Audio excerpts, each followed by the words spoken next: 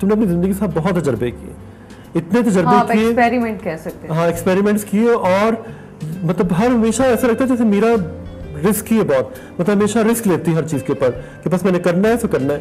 ये एनर्जी तुम्हारे अंदर तुम्हें कहाँ से आई? माँ बाप की तरफ से आई है, तुम्हारे अंदर इनबॉर्न है, या तुम्हारे अंदर की ताकत कहाँ से आ जाती है? मतलब अगर तुम्हारी जगह कोई और हो तो मेरे ख्याल वो खत्म ही हो जाए।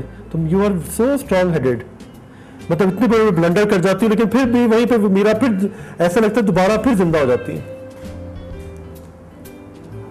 ये है ना? ये आप ही बेहतर बता सकते हैं। और क्या कहूँ मैं इसके बारे में, बस ये अल्लाह ताला, मैं अल्लाह ताला की तरफ से है ये सारी हिम्मत, ये सारी एनर्जी, ये सारा जो अल्लाह ताला ने मुझे टैलेंट दिया है, मैं समझती हूँ कि अल्लाह ताला की तरफ से है। ये कुछ अल्लाह ताला ही मेरे अंदर डाल देते हैं, और मुझे ऐसा लगता है कि अल्लाह में मेरे बहुत करीब हैं। अच्छा। और मैं उनको महसूस कर सकती हूँ, उनसे मैं बातें करती हूँ। तो क्या अल्लाह ताला इसलिए आपको इम्तिहान में डालते रहते हैं?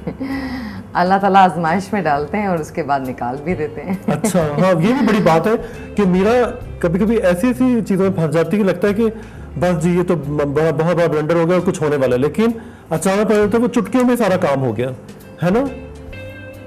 कोई दुआएं लगी हुई है मेरे ख्याल में, या तुम्हें सिचुएशन को हैंडल करना आ गया है, या तुम परवाह ही नहीं करती, तुम कहती ठीक है जो होगा देखा जाएगा? जिंदगी में, लाइफ में एक्सपेरिमेंट तो करने चाहिए। आखिर तुम जिंदगी से चाहती क्या हो? बहुत कुछ। मसलन मीरा की जिंदगी का मकसद क्या, आज पता लग ही जाए। बहुत कुछ।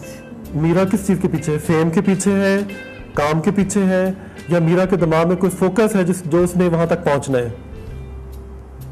अबर भाई, मैं फेम के पीछे अब नहीं हूँ।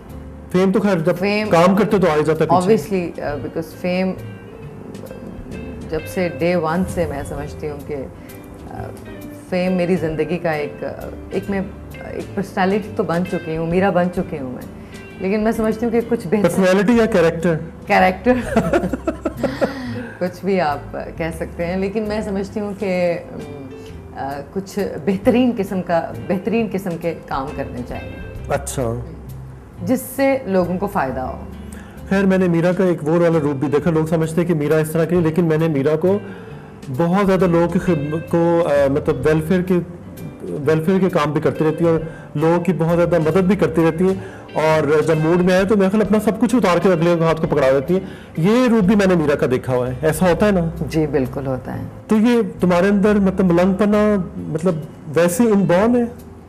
वो मेरे ख्याल में मेरे ननियाल नाना की साइड से है। अच्छा। क्योंकि नाना भी मेरे हमेशा लोगों को सपोर्ट करते थे और हमेशा हेल्प करते थे। मेरी मम्मी भी ऐसी हैं, अम्मी भी आज भी लोगों को सपोर्ट करती हैं। बहुत सारी स्टूडेंट्स बच्चे हैं जिनको मेरी अम्मी फ्री में एजुकेशन देती हैं और आगे भी उनको प्रमोट करती हैं। तो कुछ इसी तरह से अम्मी ने, मेरा भी दिल चाहता है कि कुछ ना कुछ लोगों को सपोर्ट किया। पहली फिल्म कांटा? पहली फिल्म थी कांटा। अच्छा, वो हो गई फ्लॉप? जी हाँ। लेकिन मीरा फ्लॉप नहीं हुई?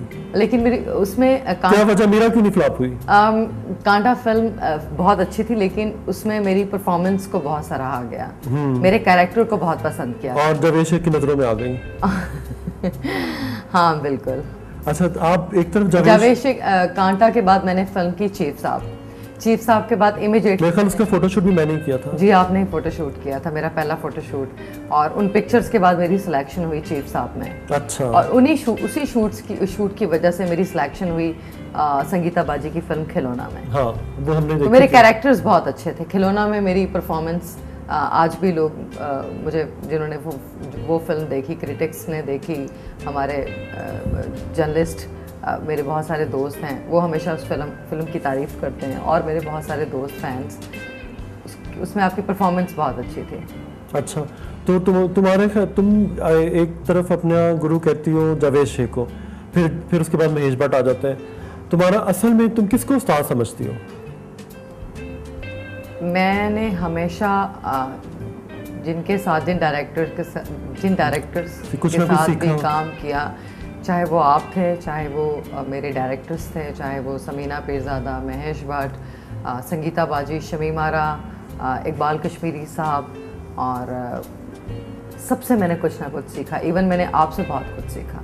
अच्छा। और मैं समझती हूँ कि मैंने जो स्टाइलिंग सीखी वो मेकअप, जिस तरह से आपने मेरी फिल्म में मेरा मेकअप किया था, बिल्कुल रुखसती में आपके साथ मुझे काम करने का मौका मिला। मीरा ने इस फिल्म में बहुत मेहनत की थी। मुझे याद है कि कलाम की इतनी सख्त बर्फ थी और इस बेचारी ने अपने पाँव ठंडे जो होता है ना दरिया का पानी उसमें डाल दिया, और रात के टाइम शूटिंग होती थी, धुएं उड़े होते थे, मतलब धुंध चारों तरफ होती थी।